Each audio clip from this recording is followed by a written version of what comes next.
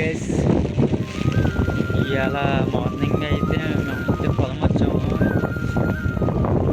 అయితే 2 days దాకా రాకూడదు అనుకున్నాం, కానీ నిన్న ముద్దేసిన తర్వాత వాన వచ్చింది బాగా గట్టిగా. చిన్న వానే కదా అనుకుని లైట్ తీసుకున్నాం. మార్నింగ్ కల్లా బాగా ఎక్కువ పెద్ద వాన వచ్చేసింది.